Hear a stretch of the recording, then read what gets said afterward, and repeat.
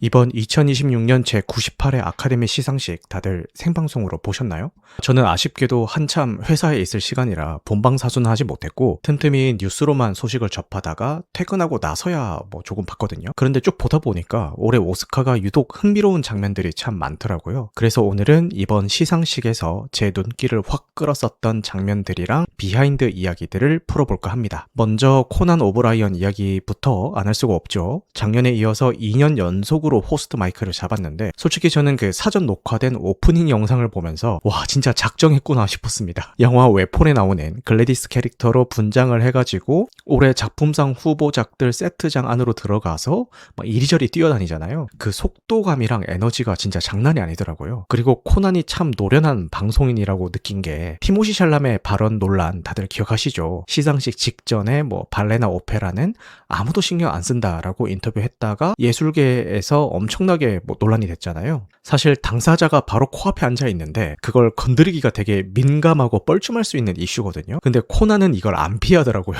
오늘 유독 보안이 빡센 것은 오페라랑 발레 커뮤니티가 공격할까봐 그렇다라고 툭 던지더니 걔네가 진짜 화난 이유는 티모시가 재즈를 빼먹어서 그렇다라고 펀치라인을 날리는데 객석이 아주 뒤집어졌습니다. 그때 카메라가 바로 티모시 샬라메를 잡았는데 여유롭게 빵 터져서 웃고 있더라고요. 많은 사람들이 올해 오스카 오프닝 중 가장 기억에 남는 순간으로 이 장면을 꼽더라고요. 이런 유머를 던지다가도 요즘같이 불안한 시대에 낙관주의가 가장 희귀해진 덕목이라면서 회복력의 상징으로 영화 예술을 바라보자라는 따뜻한 메시지를 남기고 AI와 스트리밍 파도 속에서 영화와 영화인들에 대한 진심 어린 찬사를 보내는 걸로 마무리했습니다. 근데 마냥 유쾌하기만 했던 건 아니에요. 분위기가 확 무거워지면서 여운을 남기는 순간도 있었는데 하비에르 바르뎀이 국제장편영화상 시상을 하러 나와서 본격적인 멘트를 시작하기 전에 마이크에 대고 전쟁 반대, 팔레스타인의 자유를 이렇게 짧게 딱 던지더라고요. 진짜 순간이었는데 객석에서 바로 박수가 나왔고 중계 화면도 호응하는 관객들의 모습을 잡아주더라고요. 가슴에 빨간 배지를 달고 나왔길래 저게 뭔가 했더니 2003년 이라크 전쟁 반대 시위할 때 오스카 무대에서 달고 나왔던 바로 그 배지라고 하더라고요. 사실 올해 오스카가 전반적으로 전쟁이나 정치적인 언급을 좀 꺼리는 분위기였거든요. 그래서인지 그 짧은 한마디가 되게 무겁게 남았습니다. 참고로 이 부문은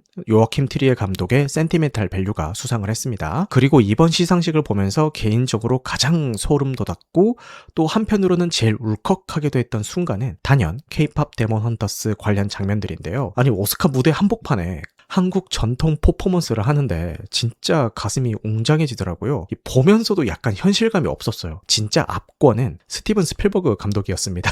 그 거장이 객석에서 진짜 천진난만하게 응원봉을 흔들고 있는 거 보셨어요? 그리고 객석에서 유독 시선을 강탈하는 라이징 스타가 한 명이 있었는데 원 배틀 애프터 어나더로 대중들에게 눈도장을 확실히 찍은 신인 체이스 인피니티가 찐으로 신나서 방방 뛰더라고요. 근데 알고 보니까 예전에 K-POP 커버 댄스 팀까지 직접 만들었던 엄청난 K-POP 덕후라고 하던데 꿈의 무대인 할리우드 한복판에 왔더니 거기가 통째로 K-POP 콘서트장이 되어버렸는데 얼마나 신이 나겠어요. 응원봉을 야무지게 흔드는 모습이 너무 유쾌했습니다. 수상 결과도 엄청났죠. 골든이 주제가상을 받으면서 오스카 역사상 최초의 K-POP 기반 수상곡이라는 대기록을 썼고 테디박을 포함한 한국인 작곡진들도 이 부문 최초 한국인 수상이라는 엄청난 타이틀을 달았습니다. 장편 애니메이션 상까지 받아서 당당히 이관왕을 했는데 매기강 감독 수상 소감도 뭉클했습니다. 이 상은 한국과 전 세계의 한국인들을 위한 것이라면서 자신과 닮은 얼굴을 가진 아이들이 스크린에서 자신의 모습을 찾기 위해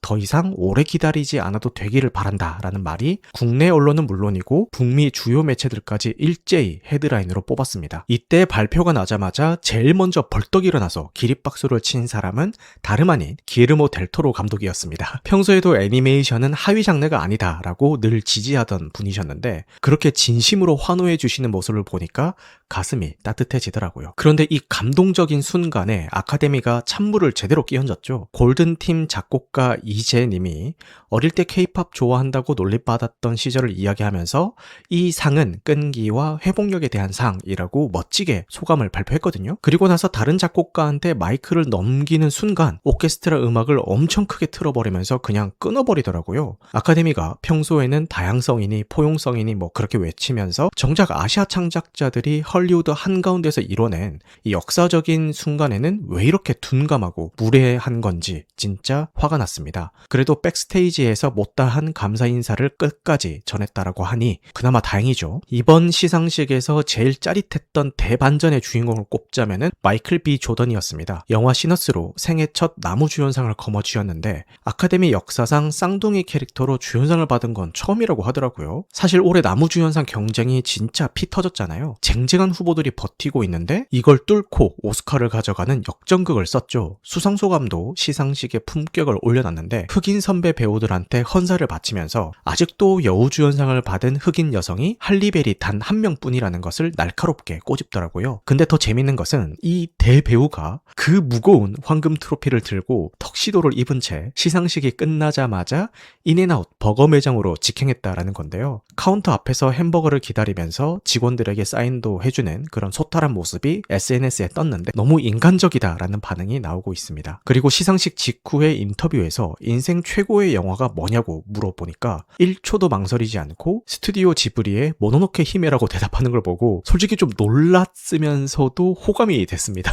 감독상 이야기도 빼놓을 수 없는데요. 폴 토마스 앤더스 감독이 원배틀 애프터 어나더로 드디어 감독상을 안았는데 여기서 영화 팬들을 흥분시키는 기가 막힌 평행 이론이 하나 불타오르고 있습니다. 일명 디카프리오 효과라는 밈인데요. 제임스 카메론, 마틴 스코세이지 그리고 이번에 PTA 감독까지 아카데미에서 수차례 고배를 마시던 거장들이 마침내 생애 첫 감독상을 받을 때 그 영광의 작품에는 레오나르도 디카프리오가 주연으로 있었다라는 소름 돋는 공통점입니다. 우픈 건 정작 디카프리오 본인은 후보에는 엄청 올랐어도 연기상 트로피는 레버넌트로 딱 한 번 가져간 게 전부거든요. 본인상 챙기는 것보다 감독들 트로피 만들어주는데 더 재능이 있는 거 아니냐라는 우스갯소리가 나올 만도 하죠. 그리고 같은 영화로 션 펜이 나무조연상을 받으면서 연기상 3회 이상 수상자라는 전설의 클럽에 들어갔는데 정작 본인은 시상식 현장에 없었습니다. 알고 보니까 우크라이나로 가고 있었더라고요. 2022년 러시아 침공 직후부터 우크라이나를 수차례 방문해서 젤렌스키 대통령을 직접 인터뷰하고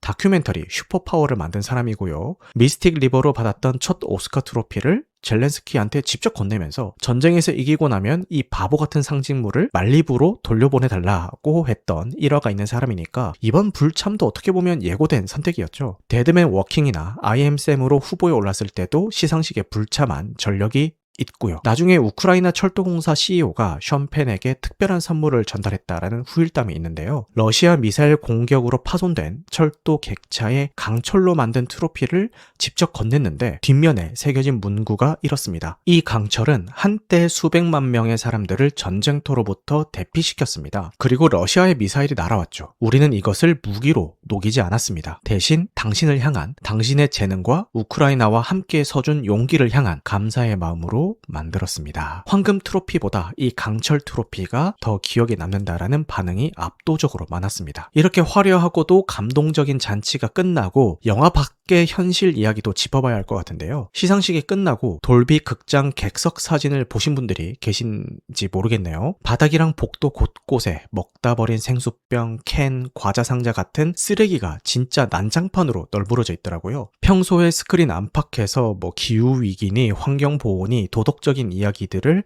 소리 높여 외치던 영화계 인사들이 모인 자리인데 정작 자기가 앉은 자리 쓰레기 하나 안 치우고 갔다라는 게 위선의 끝을 보는 것 같다며 대중의 분노가 폭발했습니다. 사진에 찍힌 구역이 메인 스타들이 아닌 일반 초청객 좌석일 수도 있다라는 말도 있고 주최 측이 쓰레기통을 충분히 비치하지 않은 탓이라는 말도 있는데 어쨌든 여론은 상당히 냉담했습니다. 산업적으로도 올해 오스카가 경고등을 하나 켰습니다. 최고의 영예인 작품상 후보에 오른 10편의 영화 중에 로스앤젤레스 할리우드 스튜디오에서 주로 촬영되거나 제작된 작품이 단 한 편도 없다라는 사실입니다. LA 지역 촬영 일수가 2022년 36,000일에서 2025년 19,000일로 3년 만에 반토막이 났고 같은 기간 41,000명이 업계를 떠났다라고 합니다. 현장에서 선배들 노하우를 어깨너머로 배우던 도제 시스템이 끊어지면서 장기적으로 영화 퀄리티 자체가 흔들릴 수 있다라는 우려도 나오고 있고요. 할리우드 관계자들은 한결같이 마치 넷플릭스가 모든 걸 바꿨다라고 하는데 스트리밍 플랫폼 중심으로 재편되면서